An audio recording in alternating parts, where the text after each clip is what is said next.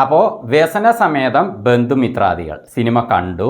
അപ്പോൾ അതിനെക്കുറിച്ചുള്ള എൻ്റെ അഭിപ്രായം, ഈ സിനിമ ഇതിൻ്റെ ഡയറക്ടർ ആൻഡ് റൈറ്റർ അത് എസ് വിപിനാണ്. കക്ഷി ഈ ഒരു കഥ എഴുതിയിരിക്കുന്നത് ഒരു കഥ എന്ന് നമുക്ക് പറയാൻ പറ്റില്ല. അതായത് സിനിമയിൽ തുടക്കത്തിലൊരു സംഭവം ഉണ്ടായി, അതിൻ്റെ പുറകെ അങ്ങനെ, അല്ലെങ്കിൽ തുടക്കം കഴിഞ്ഞ് കുറച്ച് കഴിഞ്ഞൊരു സംഭവം ഉണ്ടായി, പിന്നെ അത് മെയിൻ മാറ്ററായിട്ട് അങ്ങനെ പോയിട്ട് അതിൽ കുറേ സെൻറ്റിമെൻറ്റ്സ് കാര്യങ്ങൾ അങ്ങനെയൊക്കെ വന്നിട്ട് ഒരു ക്ലൈമാക്സ്, അങ്ങനെ ഒരു കഥയായിട്ട് എസ് വിപിൻ ഈ കഥ എഴുതിയിട്ടില്ല. അതുകൊണ്ട് തന്നെ ഈ സിനിമയ്ക്ക് ഒരു കഥ എന്ന് പറയാൻ പറ്റില്ല.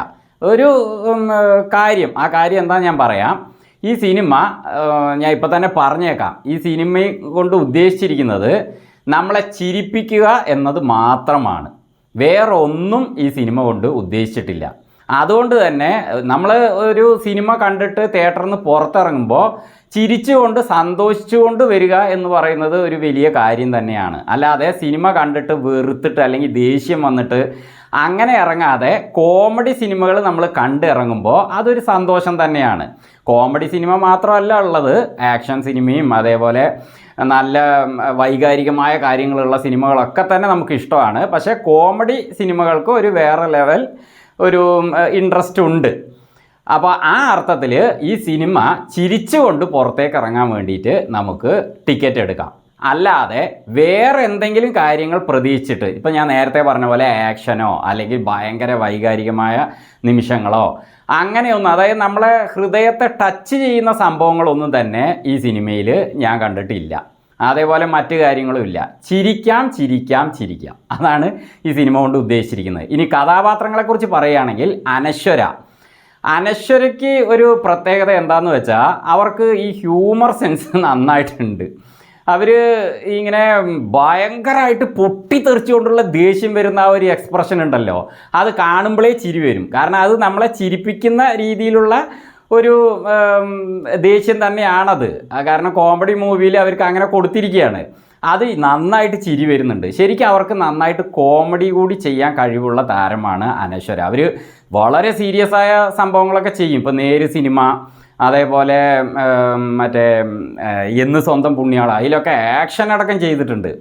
അപ്പോൾ ഇങ്ങനത്തെ കോമഡി അവർക്ക് നന്നായിട്ട് വർക്കൗട്ട് ആവുന്നുണ്ട്. അതെനിക്ക് നല്ല ഇഷ്ടമാവുന്നുണ്ട്, അവരുടെ ആ കോമഡിയുടെ ആ ഒരു സംഭവങ്ങൾ. പിന്നെ എന്തെങ്കിലും കാര്യങ്ങൾ പറയുമ്പോൾ, ഇഷ്ടമില്ലാത്ത കാര്യങ്ങൾ പറയുമ്പോൾ ഒന്ന് കേക്ക് എന്നൊക്കെ പറയുമ്പോൾ പറഞ്ഞ് തൊലക്കി എന്ന രീതിയിലൊക്കെ അവർ പറയുന്നത് ശരിക്കും അപ്പം തന്നെ നമുക്ക് ചിരി വരികയാണ്. അപ്പോൾ അനശ്വരയുടെ കഥാപാത്രം നന്നായിട്ടുണ്ട്. പിന്നെ മാത്രമല്ല, ഈ കഥാപാത്രത്തെ അങ്ങനെ കൊണ്ടുപോയിട്ട് അവസാനം മൂല്യമില്ലാതെയൊന്നും ആക്കിയിട്ടില്ല ഈ സിനിമയിൽ. ആദ്യം എന്താണോ കഥാപാത്രത്തിൻ്റെ അവസ്ഥ, അതിൽ നിന്ന് പോകുമ്പോൾ തന്നെ ആ കഥാപാത്രത്തിന് ഒന്നുകൂടി പ്രാധാന്യം അവസാനമാകുമ്പോഴേക്കൊക്കെ സെൻറ്റിമെൻറ്റ്സും കാര്യങ്ങളൊക്കെ ആയിട്ട് ആ കഥാപാത്രത്തിന് ചെയ്യാനുണ്ട്. അതായത് ആകെ കൊളാക്കിയിട്ടില്ല ആ കഥാപാത്രത്തെ ഇതിൻ്റെ റൈറ്ററായ എസ് വിപിൻ. അതേപോലെ അനശ്വര അത് പൊളിച്ച് ചെയ്തിട്ടുമുണ്ട്, നമ്മളെ ചിരിപ്പിച്ചിട്ടുമുണ്ട്. പിന്നെ മറ്റൊരു കഥാപാത്രം ഈ സിനിമയിൽ പറയാനുള്ളത് ജോമോൻ ജ്യോതിറാണ്. കക്ഷി അവസാനം വരെ എന്നെ ചിരിപ്പിച്ചിട്ടുണ്ട്. ബംഗാളിയായിട്ട് ഒന്നും പറയാനല്ല, ജോമോനെ കണ്ടാൽ തന്നെ ചിരി വരികയാണ്. ആ തടിയുമൊക്കെ വെച്ചിട്ട് ആ വിറക് വെട്ടണതും സംഭവങ്ങളും ഇവിടെ വെട്ടിക്കഴിഞ്ഞാൽ അപ്പുറത്ത് വെട്ടണതും ഒക്കെ ഫുള്ള് ആ സിനിമയിൽ എവിടെ തുടങ്ങി കാണിച്ചോ അവിടെ മുതൽ അവസാനം വരെ അങ്ങേരുടെ ആ കഥാപാത്രത്തിൻ്റെ എൻഡ് വരുന്നുണ്ടല്ലോ, അതുവരെയും ചിരിപ്പിച്ചിട്ട് തന്നെയാണ് പോയിരിക്കുന്നത്. ആ രീതിയിൽ എസ് വിപിൻ ആ ഒരു കഥാപാത്രത്തെ ഇതിൽ സൃഷ്ടിച്ചിട്ടുണ്ട്. അത് നന്നായിട്ട് ജോമോൻ അത് ചേരുന്ന കഥാപാത്രം കേട്ടോ. ഒരു ബംഗാളി ലുക്കും കാര്യങ്ങളൊക്കെ ഇതിൽ കാണിച്ചതൊക്കെ നന്നായിട്ടുണ്ട്. ചെയ്യുന്ന കാര്യങ്ങളൊക്കെ കോമഡിയാണ്. അവസാനമാകുമ്പോഴേക്കും ജോമോന് വേറൊരു സംഭവം കാണിച്ചിട്ട് അതിലൊരു ട്വിസ്റ്റൊക്കെ കൊടുത്തിട്ട് അവസാനിപ്പിക്കുന്നുണ്ട്. അതൊക്കെ നന്നായിട്ടുണ്ട്, ചിരിക്കാനുണ്ട്. പിന്നെ അസീസ് നെടുമങ്ങാട്, പിന്നെ അതേപോലെ ബൈജു സന്തോഷ്, ഇവരൊക്കെ സീരിയസ് കഥാപാത്രങ്ങളായിട്ടാണ്, എന്നാൽ ഇടയ്ക്ക് അവർക്ക് ചിരിപ്പിക്കാനുള്ള കാര്യങ്ങളുണ്ട്. പിന്നെ സിജു സണ്ണി അതേപോലെ തന്നെ ജോമോൻ്റെ പോലെ തന്നെ അവസാനം വരെയും ചിരിപ്പിക്കുന്നുണ്ട്. പിന്നെ കുറേ ലേഡി കഥാപാത്രങ്ങൾ വരുന്നുണ്ട്, അവരും കുഴപ്പമില്ല. ഒരു പ്രായമായൊരു അപ്പച്ചൻ ഇതിലുണ്ട്. കക്ഷിയുടെ ആ റോളും ആ ഒരു ചടങ്ങിൻ്റെ വീട്ടിലുള്ള കാര്യങ്ങൾ അങ്ങനെ പറയുന്നത് ഒക്കെ, അതിൻ്റെ ഇടയ്ക്കൊരു ലേഡി കഥാപാത്രം ഓടി വന്നിട്ട് വെറുതെ കരഞ്ഞ് പിഴിഞ്ഞ് കാണിക്കുന്ന സീനുകളുണ്ട്. അതൊക്കെ റിയലായിട്ട് അങ്ങനെയൊക്കെ തന്നെ കാണിച്ചു കൂട്ടുന്നത് പലരും. അതൊക്കെ അവർ നന്നായി ചെയ്തിട്ടുണ്ട്. അപ്പോൾ പിന്നെ മാത്രമല്ല, ഇതിൽ പെയിൻ്ററായിട്ട് ഒരാൾ വരുന്നുണ്ട്. അയാൾ അയാൾ കാണിക്കണ പേടി, അതേപോലെ മണ്ടത്തരങ്ങൾ, വെള്ളം അടിച്ചിട്ടാണ് എന്നൊരു സംഭവത്തിലുണ്ട്. അത് പറയുമ്പോഴേക്കും തന്നെ കക്ഷി എന്തൊക്കെ കാണിക്കുന്നു എന്നുള്ളതൊക്കെ നല്ല ചിരിക്കാനുണ്ട് കേട്ടോ. പിന്നെ കൂടെ തന്നെ മോട്ടർ നേരാക്കാൻ ഒരാൾ വരുന്നുണ്ട്. അങ്ങേരും മറ്റേ ഒരു ചിരി ഇരുചിരി ബമ്പർ ചിരിയിലൊക്കെ വരുന്ന കഥാപാത്രമാണ്. കക്ഷിയും കുറേ ചിരിപ്പിച്ചിട്ടുണ്ട്. പിന്നെ വേറൊരു ലേഡി കഥാപാത്രമുണ്ട്, എനിക്ക് അവരുടെ പേരറിയില്ല. അവർ ഒരു ചിരി ഇരുചിരിയിലാണോ ഫ്ലവർ ഷോയിലാണോ എന്നറിയില്ല.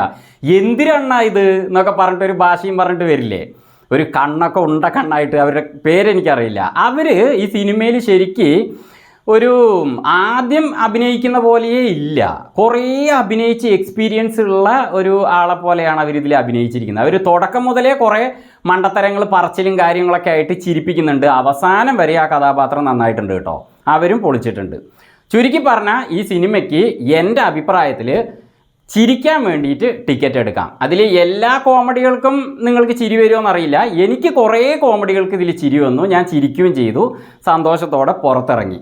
അതുപോലെ നിങ്ങൾക്കും ഫാമിലിയായിട്ട് പോയിട്ട് ചിരിച്ചിട്ട് വരാം. മറ്റ് കാര്യങ്ങളൊന്നും എൻ്റെ അഭിപ്രായത്തിൽ ചോദിച്ചാൽ പ്രതീക്ഷിക്കേണ്ട, അത് നിരാശയായിരിക്കും ഫലം.